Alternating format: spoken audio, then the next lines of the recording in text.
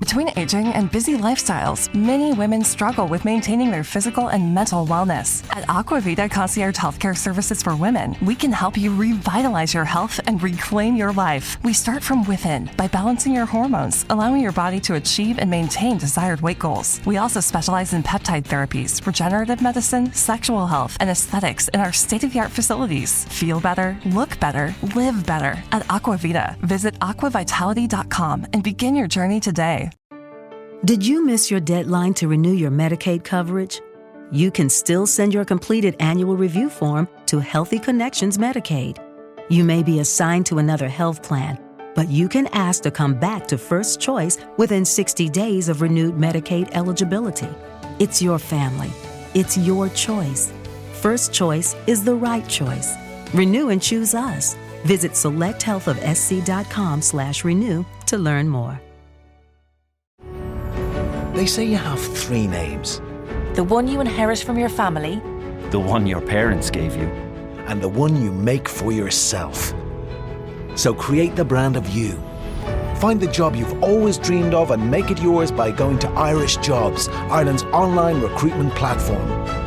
Take control of your career. Visit irishjobs.ie and move up to the next level you. Irish Jobs. Make a name for yourself.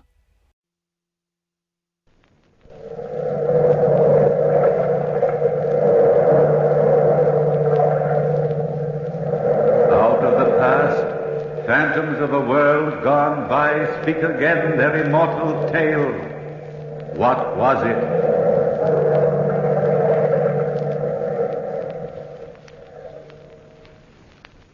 All right, then. What was it? What was it? Nobody knows. But the house was haunted by something or somebody.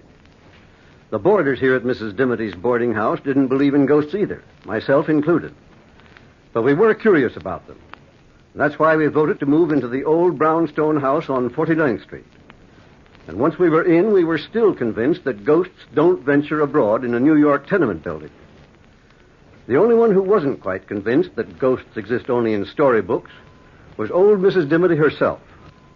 But her favorite roomer, young, handsome Ned Saunders, and myself, I'm Dr. Hammond, we refused to believe the ghostly nonsense. Anne Mitchell, the young sculptress who lived there, was frankly curious, while the Countess Harkavy, a fortune-teller of some renown and a psychic of questionable fame, was delighted at the idea of living in a haunted house. That was in the business way, of course. It was around 11 o'clock at night when the boarders, who were then assembled in that dark, dreary living room, first heard what some claimed was a ghostly presence.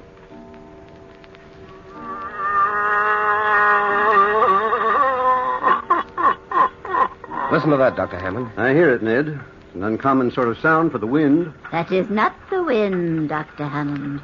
It is the cries from the spirit world. I feel it in the marrow of my bones. Oh, say, Countess, can't you feel things in a more comfortable place? Bone structures always struck me as the most uncomfortable place to have a feeling going on. Listen, all of you. Listen. Oh, skip it. Ned, will you pass me that magazine on the shelf next to you? I think any kind of reading will be preferable to listening to old psychic ears rambling. Sure thing. Here you are, dear.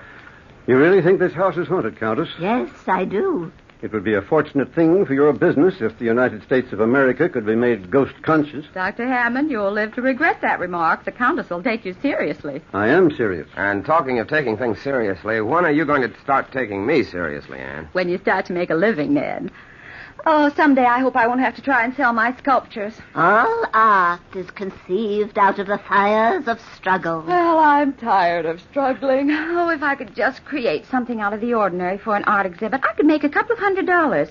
I've been working 3 months for an idea, and I haven't done a thing. My poor dear Anne, as long as you doubt the extraordinary, how can you create it? She's got you there, Anne. Yes, she has, Dr. Hammond. Well, what would you suggest as a good subject for Anne to sculpt, Countess? Well, a denizen of the other world, perhaps? Oh, sure. That's rather a hot place for a girl to venture in order to sculpt the devil, isn't it? Don't speak so lightly of his satanic highness. No one knows where the devil's hand may be next. How about sculpting me, Anne? I'm an extraordinary young man. That you are, darling. Extraordinarily broke, at any rate. Oh, the woes of the world revolve on that ugly stuff called money. People take money much too seriously, Ned. Well, frankly, Dr. Hammond, if I had some of it, I wouldn't take it at all seriously. I'd scatter it around the world like a veritable windmill. Oh, frivolity. That's your trouble, my dear friends. Frivolity. You feed on it. Here in this very house is a poor, earthbound spirit, and yet you ignore it. Come, Countess, you don't expect us to take it seriously? I expect nothing. What do you expect us to do? Call the spirit in and ask him to sit for me? Possibly, Anne. Possibly. Come, Countess, you're joking. I have never been more serious in my life. I think we ought to hold a seance and command the spirits to enter the room. That would be interesting, at least scientifically so. Oh, nonsense, Doctor. Besides, Mrs. Dimmoty'd never stand for it. Ever since she moved us into this house, she's been scared stiff of the very idea of spirits. Have you seen the amulet she's been wearing? Yes. She carries it around like a sword. Why don't we ask her? Oh, we were just talking about you, Mrs. Dimmoty. Oh, dear. I tell you, I just can't stand being alone in my room. I just know something was in there with me, Anne. I just know it. The spirits probably have been attracted to you, Mrs. Dimmoty. I've always felt you're strongly psychic. Oh, don't say it, Countess. Don't even think about it. It was all a mistake, moving into this house. All a mistake. I've just never been as nervous. Dr. Hammond, feel my pulse. Feel it. It's practically non-pulse, so to speak. Well, I wouldn't take it seriously, Mrs. Dimmoty. We all know there are no such things as spirits. You see, we've been talking about the ghost for so long that at times we half believe, but that's purely imagination. It wasn't imagination at all, Dr. Hammond. You know very well there are only 5 of us living here. You 4 were downstairs, and I was alone upstairs, and, oh, I did hear footsteps in the hall. I opened the door, and I felt something cold touch me. Ah, you see, I knew it. Oh, listen. Oh, it came from upstairs. Listen, all of you. Ah, and was that also the wind, Dr. Hammond? I don't know, Countess. What do you think, Ned? I think the Countess' idea of a seance is a good practical suggestion. I'm all for it. A seance? Oh, dear. Yes, let's give it a try. Well, we're all agreed. Yes, Come on, Les. I think it's a good You're idea. in charge, Countess. Now tell us what to do. Well, now, for the first thing, bring your chairs into a circle, please. Oh, dear. I think I want back in this show. Now, hold hands. Will someone turn off the lights? I'll get the switch. Good. Now we're in the dark. Quiet, please. Quiet while I summon the spirits.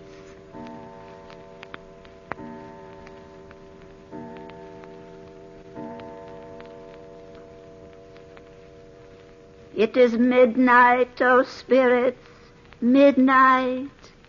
Enter the portals of our room and speak to us. Speak to us. We are gathered to commune with you who have passed on. Withhold not your secrets. Speak. Speak. It is I, Countess Harkavy, asking you to descend to this mortal plane. Answer me. Answer me. If my Uncle Ezekiel's in the room and wants to talk to me, I'd talk to him, Countess. Yes, Mrs. Dimmoty. Ned, stop squeezing my hand. I'm not squeezing your hand, Anne. Or whatever you're doing, stop I'm doing not it. doing anything. Ouch, doggone it. What's the matter with you, Anne? Oh, you're so coy, pinching me now. I'm not pinching you. My hands are in my lap. Well, who's ever sitting next to me? Stop it. Dr. Hammond. I'm sitting across from you, Anne. Mrs. Dimmoty. Oh, dear. I wouldn't have the courage to squeeze anybody's hand at this point. Ouch. Well, whoever it is. Turn on the light, somebody. Turn on the light. No. Somebody's got hold of my hand. Don't turn on the lights. The spirits have entered the room and are attracted to you, Anne. To you. Oh, please turn on the lights, please. I'll do it, Anne. I'll do it. Oh, let go. Oh, there. Oh. There's nobody sitting next to you. That's a vacant chair. But I felt it. Anne, did you imagine it? Imagine what? That somebody squeezed my hand? I imagine nothing. Look at my hand. And tell me that's imagination. What's it, darling? What? Dr. Hammond, look. Her hand is bruised. Yes, it is. Pretty badly bruised. Countess, where were you sitting? Exactly where I'm sitting now, Dr. Hammond, and I haven't moved. You had your chance to do something extraordinary, Anne, but you muffed it. A pity is all I can say. A great pity. The seance is ruined. But, Countess, wait a minute. What for? To try another seance and have you become hysterical all over again? Good night. Dr. Hammond, is it possible that I really was holding the hand of something, or... Anything's possible, Anne, but not very probable. Oh, dear. Oh, dear. I said not very probable, Mrs. Dimity. I think perhaps the Countess has been playing a trick on all of us. It's a cute trick, Doctor. A pretty difficult one. If she wasn't playing a trick, she shouldn't have been so upset when you turned on the lights, Ned. Oh, Doctor, I think you've got a point there. Nothing like a good dash of logic to take the cold chills out of my spine. Well, how could the Countess do it, Doctor? Well, Mrs. Dimity, psychic phenomena is the Countess's business.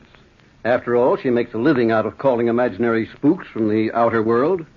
I don't think it's very nice of us to try and pry into her secrets. I hope you're right, Doctor. I do hope you're right. Well, I wouldn't worry, Mrs. Dimity. Well, I'm going upstairs to bed.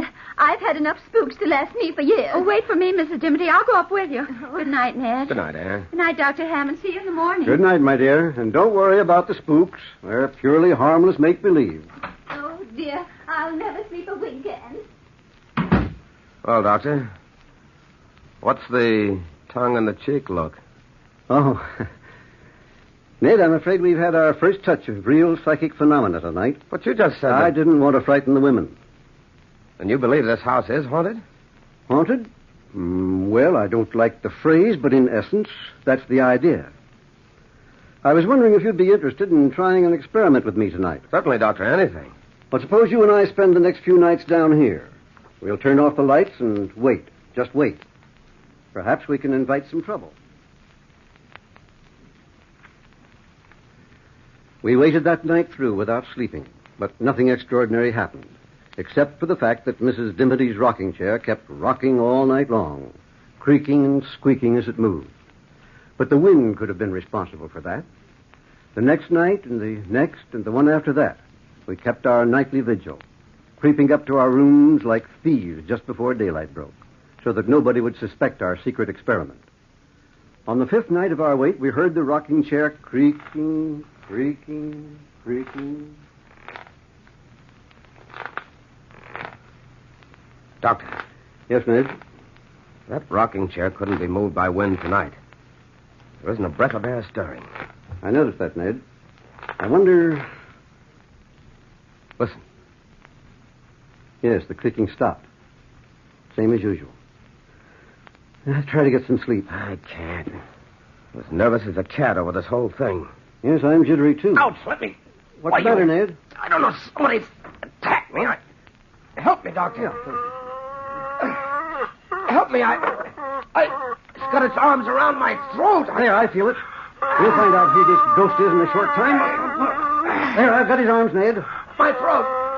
Let go of my throat. There. It's first.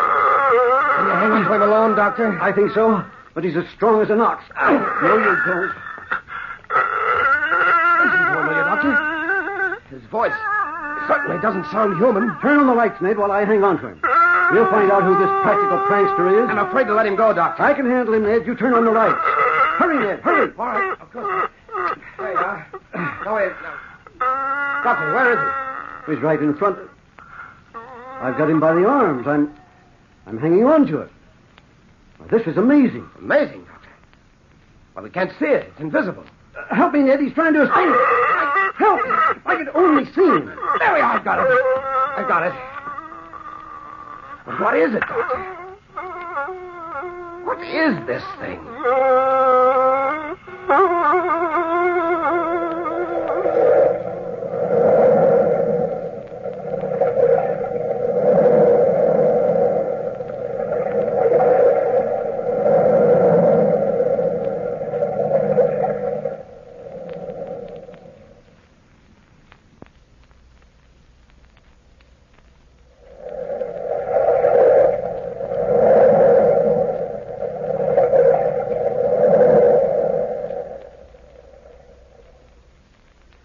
What was it? I didn't know as I held the grisly thing in my arms. It struggled and sobbed and moaned exactly as a beast would struggle and moan. An invisible beast. That was the horror of it. An invisible beast. I sent Ned to the basement of the old brownstone to get some stout rope. At least we could prevent this horror from escaping. That's what I thought then. Well, Ned returned shortly from the basement and opened the door. Here you are, Dr. Hammond. Oh, quickly, Ned, bind its legs. I can't hang on to it much longer. Not as young as I used to be. All right, Dr. Halmanick. Somehow I try to hold him on the floor. Yes, of course. There you are, Ned. Now, quickly. Its feet are still for the minute. There. I got the rope about him.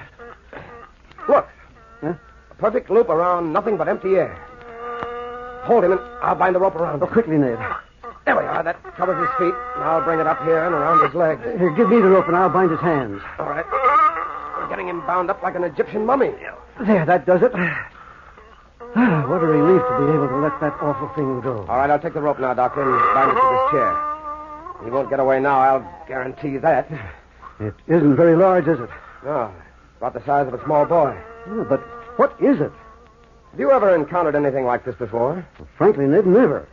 Look at my hands, bitten and bruised. I wonder if I'll ever be able to move them again. What are we going to do with the darn thing now? I don't think that's our responsibility, Ned.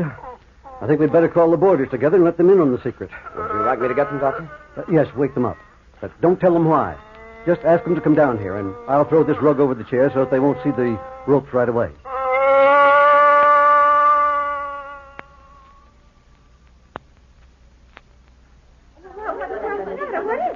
Don't ask so many questions, everybody. Dr. Hammond will explain everything. Oh, good evening, Dr. Hammond. Have you possibly discovered that psychic phenomena does exist? Come in, Countess. Come in, everybody. Don't be afraid, Mrs. Dimity. What's that? I'll explain it in a minute. Explain it, Dr. Hammond? Sit down, everybody, please. No, Mrs. Dimity, not in the rocking chair. Oh, dear me. I'm afraid we're in for a revelation this evening. Ned, please close the door. Right. Strange are the ways of the world. Yes, Countess. The ways of the world are very strange. Mrs. Dimity, and the Countess has been correct about this house. There is something in it. Oh, what do you mean? There's nothing to be frightened of, Mrs. Dimity. No, spirits are often kind. Indeed, they're friendlier than many mortals. This isn't exactly a spirit, Countess. What do you mean? Exactly what I say. It's a beast of some kind. Oh, the doctor, is it in this room? Mrs. Dimity, please. Yes, Anne, it's in this room, in that rocking chair. I threw a rug over it. Oh, unfortunate spirit. If you wish, Countess, remove the rug. Yes, of course.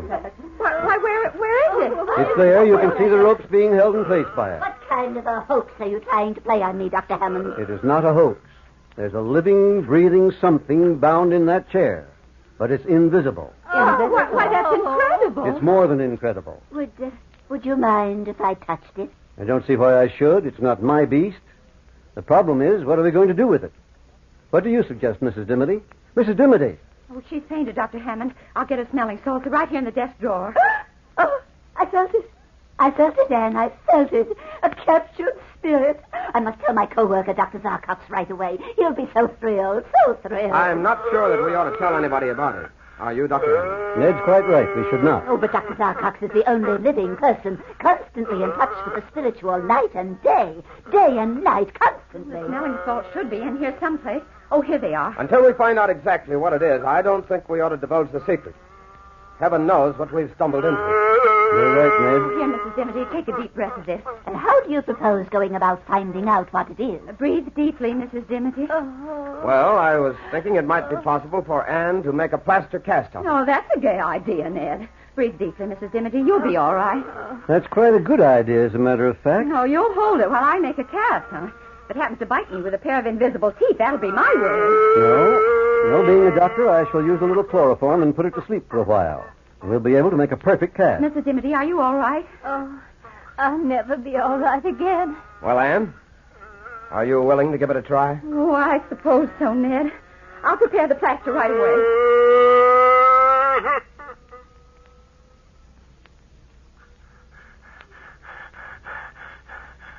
There we are, Anne. The chloroform has worked perfectly. Whatever it is, it's asleep. Before you start with the plaster, I should like to listen to his heart with a stethoscope. Certainly, Doctor. Normal. A little faster than is normal for a human being, but maybe we're not dealing with a human being. Yes, Doctor, that's very possible. Ned, would you hand me that container near you? Certainly, Anne. Here you are. Thanks, Ned. Well, Dr. Hammond, are you ready? Yes, Anne, whenever you are. We might as well start. 2:00. We ought to be through by 7. And so Anne started to work to cover that invisible form with moist plaster. We watched her spellbound. The hideousness of the rough object which soon met our eyes was appalling. Anne's hands shook perceptibly as she forced herself to complete what she had started. Minutes changed into hours. The mold was completed, and we had a rough idea of this figure. Then Anne allowed the mold to dry. By morning, we had a rough facsimile of the invisible beast. How can I describe what it looked like, when it looked like nothing so much as a demon out of hell itself?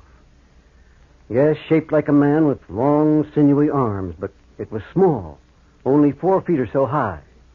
Its muscular development was amazing, and the face looked like a cannibal's, a demon.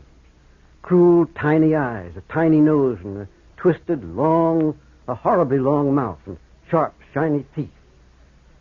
The first rays of light broke through the window, and I realized that the effects of the chloroform were wearing off. Watch out, lady, he's awake. I got him, Doctor. You better help me. Yes, of course. Here, we'll hold him together. And Yes, Dr. Hammond? we'll hold him down, and you bind his legs with the cord. Yeah. Get that rope around his legs. Good girl, Anne. That's it. Ow! He bit me. Your arm, darling, it's bleeding. Don't mind my arm. Bind the legs. Okay. Hurry up, Anne. That's the girl. Now slip the rope around him and pull it good and tight. All right. There we are. Give me the rope, Anne. I'll secure his arm. Ned, look at your arm. Oh, Doctor, he's badly bitten. Don't bother about me now, darling. We can't let this beast loose on humanity. That face you've done, Anne, looks like the face of a man-eater. Yeah, it does. Give me a hand, Dr. Hammond. We'll put it back in the chair and tie it. Okay, Ned, now, 1, 2, lift. There. Now, tie the darn thing there. What do you think we ought to do with it now? I don't know. You're the doctor. Well? I think we all need some sleep. First, I'll tend to that arm of yours, Ned, and then we'll leave the thing here for a while. Doctor, do you think we dare leave it here quite safely? Well, judging from the way Ned's got it tied up, I think so. Not even a spirit could get out of those ropes. Come on, Ned, I want to take a look at that arm of yours. Oh, I'm tired. I'll leave the little statue in here till morning. You know, Doctor, that makes an interesting study, doesn't it? Yes, quite an interesting one. Extraordinary piece of work, one might say. Well, good night, Anne. Come on, Ned, let's get that arm bandaged. We'll all think more clearly in the morning.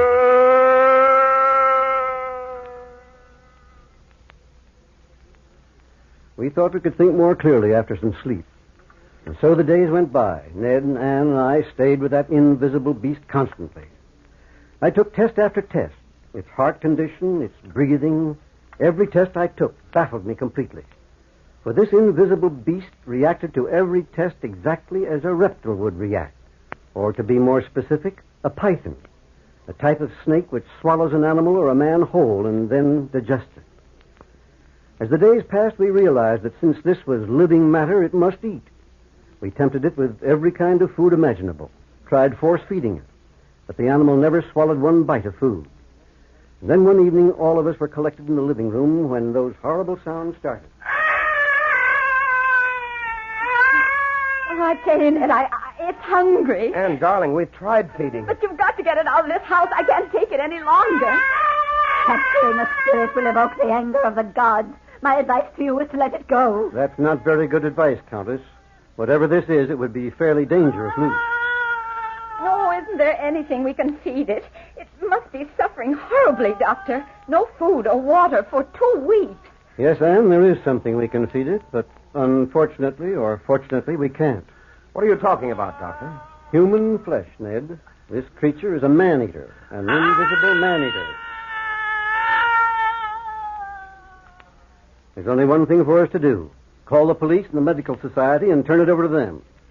There's nothing more we can do. Oh, you'll regret this, Doctor. You'll regret it. You can't evoke the anger of the spirit world without payment in full. Anne, will you make the call? Certainly, Doctor. I'll go with you, darling. Don't tell them anything about it. Just ask them to come over here immediately.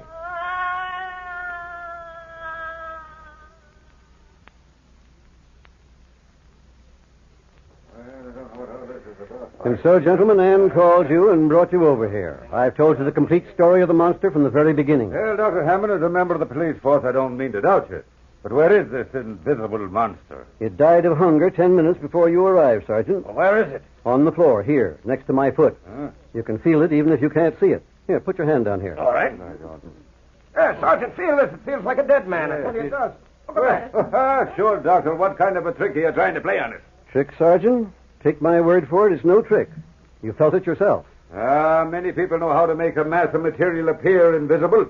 Chemistry can give you a lot of explanations of that kind of a hoax. It's no hoax, gentlemen, on my word of honor. It's no hoax.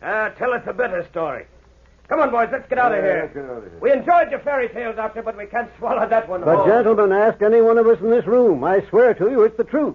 Look in the corner at that statuette. That's an exact replica of the invisible beast. Now I get it.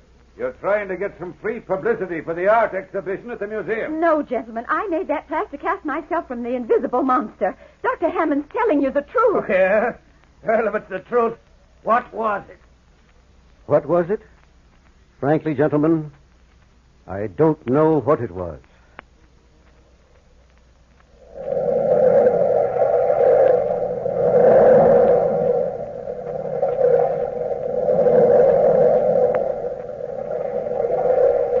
From the time-worn pages of the past, you have heard, what was it? Bell keeper, toll the bell.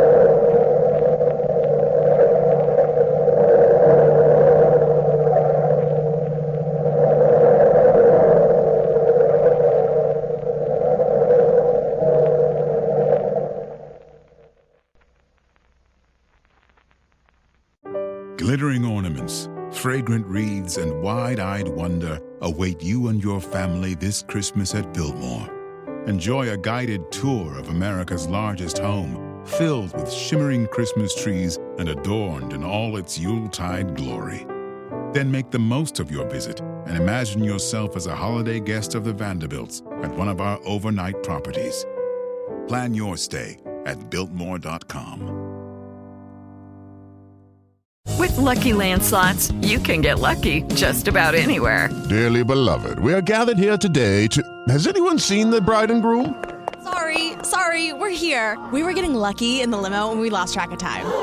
No, Lucky Land Casino, with cash prizes that add up quicker than a guest registry. In that case, I pronounce you lucky. Play for free at LuckyLandSlots.com. Daily bonuses are waiting. No purchase necessary. Void where prohibited by law. 18+. Terms and conditions apply. See website for details.